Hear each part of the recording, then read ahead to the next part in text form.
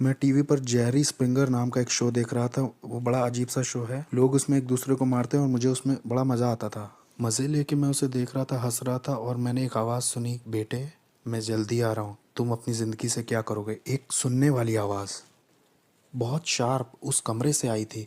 मैंने सोचा कि शायद टीवी से आई है। मैंने कहा ये टीवी से नहीं आई है, क्योंकि यहाँ तो लोग लड़ रहे हैं, एक दूसरे को मार रहे हैं।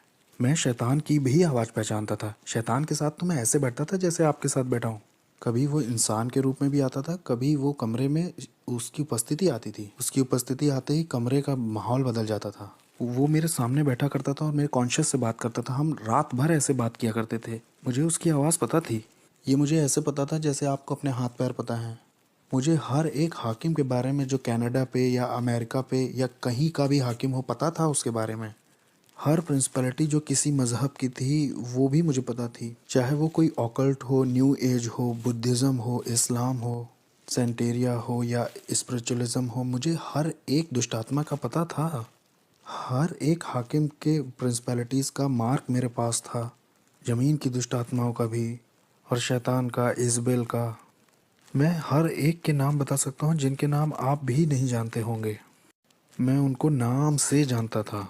लेकिन ये आवाज़ उन सब आवाज़ों से बहुत अलग थी।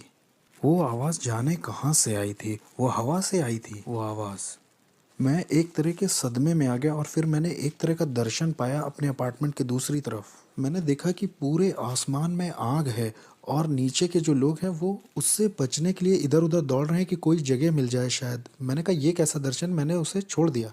और फिर मुझे याद है जब मैं सोने गया, बहुत गहरी नींद थी और मैंने एक टी शर्ट मुंह पे डाली, मैं सो गया और मैंने देखा कि मैं एक ट्रेन में हूँ, उसमें बहुत सारे लोग हैं। मैं कुछ समझ ही नहीं पा रहा था मैं ट्रेन में क्या कर रहा हूँ। ये ट्रेन इतनी तेज़ चल रही थी कि आप समझ नहीं सकते। मैं पृथ्वी पर इतनी तेज़ किसी चीज़ में नहीं चढ़ा। और ये ट्रेन नर्क में आ गई। यीशु मसीह मुझे नर्क ले आए। और जब मैं नर्क में पहुंचा तो वो ट्रेन दरवाजे से बहुत कस के लड़ गई। एक इतनी तेज़ आवाज़ हुई कि सब खुल गया और बहुत गर्मी बाहर आ रही थी, न जाने कहाँ से। वहाँ सांस लेने में भी बहुत दिक्कत हो रही थी। मैं ट्रेन से जैसे बाहर आया तो उसमें जो लोग थे उनके चेहरे नहीं दिख रहे थे, लेकिन उनके चेहरे पर डर दिखाई दे रहा था। वो डर आप महसूस कर सकते थे। ये डर इस बात का था कि आप वहाँ से कभी बाहर नहीं निकलेंगे। और ये जगह पूरी भरी हुई थी। और मैंने कहा मैं यहाँ के लिए नहीं बना हूँ, मैं यहाँ नहीं मर सकता ना, मुझे यहाँ नहीं मरना, ये मेरे लिए नहीं है। मैं यहाँ के लिए पैदा नहीं हुआ हूँ। मैं अपने आप से ही बातें कर रहा था। मैं यहाँ नहीं रहने वाला, इसलिए मैं एक कोई सुरंग ढूंढने लगा जहाँ से मैं निकल सकूँ। तो मैं सुरंग ढूंढने के लिए आगे गया, या कोई खिड़की ढूंढने, या कोई, हो सकता है वहाँ कोई जगह दिख जाए जहाँ से मैं बाहर आ सकूँ और मैं अपनी रियलिटी में लौट सकूँ। लेकिन वहाँ कोई गैप नहीं था। मुझे याद है वहाँ जितना मैं आगे उस सुरंग में जा रहा था उतना ज़्यादा मुझे डर घेर रहा था और मुझे लोगों की तकलीफ़ें सुनाई दे रही थी, आवाज़ें। वहाँ अंधेरा और डर ओढ़ लेता है जैसे कोई कपड़ा पहन लिया हो। वो आपको लपेट जैसा लेता है। वहाँ आपका कोई बस नहीं चलता है। कुछ जकड़ जैसा लेता है, वो आपको जाने नहीं देता। यहाँ तक कि मैं अपना हाथ भी नहीं देख पा रहा था। वो एक पर्दे की तरह था, जैसे आप किसी बच्चे के कुएं या जानवर के कुएं में गए हैं। ये कुएं जैसा नहीं था, मैं समझा नहीं पाऊंगा इसे। और और इसमें से बहुत गर्मी और बदबू बाहर आई थी, ऐसा जैसे न्यूयॉर्क सिटी के गटर खुल गए हों। वहाँ वो बहुत अजीब सा, बहुत अजीब। और जब मैं आगे गया तो वहाँ मुझे याद है आगे शैतान मिला। उसने कहा मैं तुम्हारा बाप था। वो डिमोनिक टंग्स में बोल रहा था कि मैं तुम्हारा बाप था, मैंने तुम्हें सब कुछ दिया जो चाहिए था, मैंने तुम्हारी केयर की, मैंने तुम्हें आशीष दी, मैंने तुम्हें प्रोटेक्शन दी, मैंने तुम्हारे लिए लोगों को मारा है, तुम्हारे लिए सब कुछ किया, तुम्हें पावर दी, तुम्हें तुम्हारा नाम बनाया इस साम्राज्य में।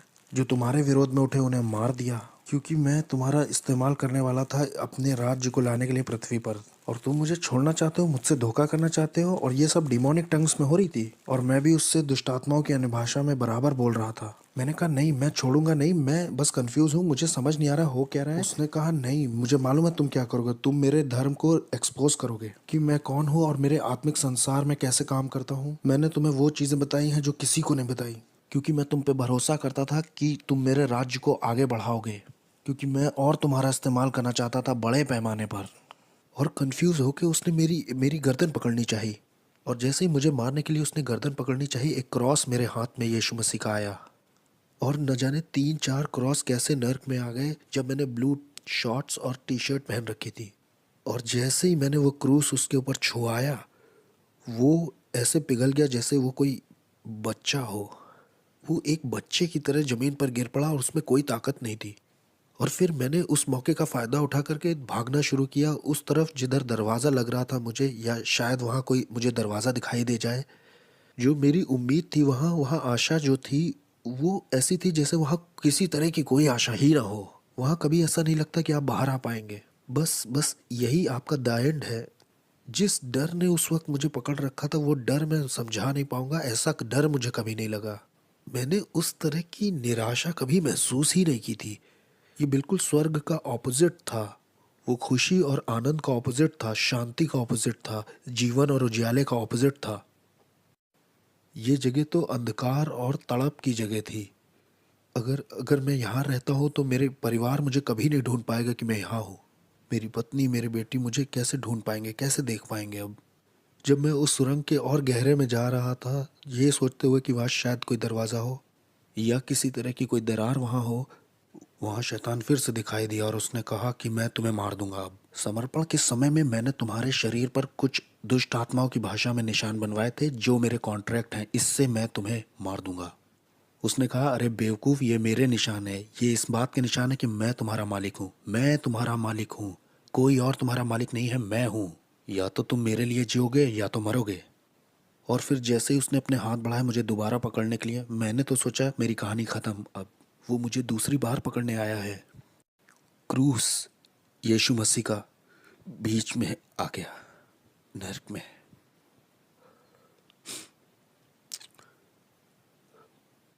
कोई प्यार नहीं है क्रूस से बढ़ के, जो मेरे जैसे पापी के लिए आए नरक में। दाऊद कहता है कि अगर मैं अपना बिछौना अधोलोक में भी बिछाऊं तो उसे पता है। अनुग्रह और सच्चाई नरक में दिखाई दी। अनुग्रह और सच्चाई को मेरे बारे में पता था। अनुग्रह और सच्चाई की मेरी जिंदगी में एक योजना थी। मेरे गलत, शैतानी, घमंडी और खुदगर्ज और स्वार्थीपन का जब अंत हो गया नरक में, जब मेरा समय भी पूरा हो गया था, तब यीशु मसीह दिखाई देते हैं मेरे जैसे मिसफिट के लिए और कहते हैं, तुम्हारे लिए मेरे पास योजना है, मैं तुमसे प्यार करता हूँ जितना तुम सोच नहीं सकते। वो मुझे नर्क में दिखाई दिए और जब मैं वापस आया, मेरी आत्मा शरीर में वापस आई, तब मैंने अपने घुटने टेके यीशु मसीह के नाम से। मेरे पास $1,00,000 का सामान था तंत्र मंत्र का, मैंने फेंक दिया। मैंने तंत्र मंत्र सब फेंक दिया। मैंने अंधेरे के साम्राज्य से जुड़ी हर एक चीज़ फेंक दी। हेटी के लोग और क्यूबा के लोग और मियामी, न्यूयॉर्क के लोगों ने सोचा कि इसे मार दे क्योंकि ये बहुत जानता है, क्योंकि इसे बहुत कुछ पता है, इसलिए इसे मारना चाहिए। हमें इसे मारना ही होगा क्योंकि ये बहुत कुछ जानता है। ये अब हम में से एक नहीं रहा, इससे मारना तो ज़रूर है। वो आए मुझे मारने के लिए, उन्होंने अपनी तरफ से कोई कसर नहीं छोड़ी। मैं दिन में सोने लगा था क्योंकि क्योंकि दिन और रात दुष्ट आत्माएँ आती थीं और मुझे बहुत टॉर्मेंट करती थीं, बहुत सताती थीं। ये सब 30 दिन तक चलता रहा। 30 दिन तक वो मेरे गले को पकड़ते थे, वो मेरे बिस्तर को मुझे उठा के फेंक देते थे। मैं बिस्तर पर लेटे महसूस करता कोई मेरे बगल में लेटा हुआ है, बर्फ़ के जैसा कोई ठंडा, और जैसे मैं मुड़ के देखता तो मैंने डेविल को खुद देखा वहाँ लेटे हुए। ये सब चलता रहा 30 दिन तक, एक के बाद एक। मुझे सताया जा रहा था, टॉर्चर किया जा रहा था, पागल करने की कोशिश की जा रही थी। मेरे शरीर से मेरी आत्मा खींचने की कोशिश की जा रही थी। मैं रात में ऐसे डरता था जैसे रात में कभी नहीं डरा। 30 दिन तक मैं चिल्लाता रहा और मुझे प्रार्थना करना भी नहीं आता था, सिर्फ बोलता था जीसस जीसस जीसस। प्रार्थना आती नहीं थी तो वो बहन तो इस तरह से चर्च में प्रार्थना करती, लो वो भाई ऐसे प्रार्थना करता है। मैं सारी दुआओं को मिला जुला के करता था ताकि मैं अपनी ज़िंदगी के लिए लड़ सकूं। और एक दिन ऐसा हुआ कि मैं चर्च में आराधना कर रहा था और मेरे दिमाग में सवाल चल रहे थे कि क्यों तूने मेरे साथ ये सब होने दिया प्रभु। और उस दिन मैंने ये आवाज़ सुनी कि मैं देखना चाहता था कि तुम मुझसे कितना प्यार करते हो। और उसने कहा, मैं देखना चाहता था तुम कितना भरोसा करते हो मुझ पे।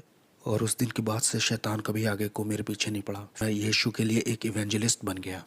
तब से लेकर आज तक 14 साल हो गए हैं प्रभु की सेवा करते करते, और मैं इस चीज़ को किसी भी चीज़ से सौदा नहीं करूँगा। और मुझे पता है हालेलुया नाम की सड़क पर जॉन रिमेरेस का एक बड़ा बंगला है। एक दिन वो कहेगा, तेरा स्वागत है विश्वास योग्य दास। जिसके कान हो वो सुन ले और जिसकी आंखें हो वो देख ले।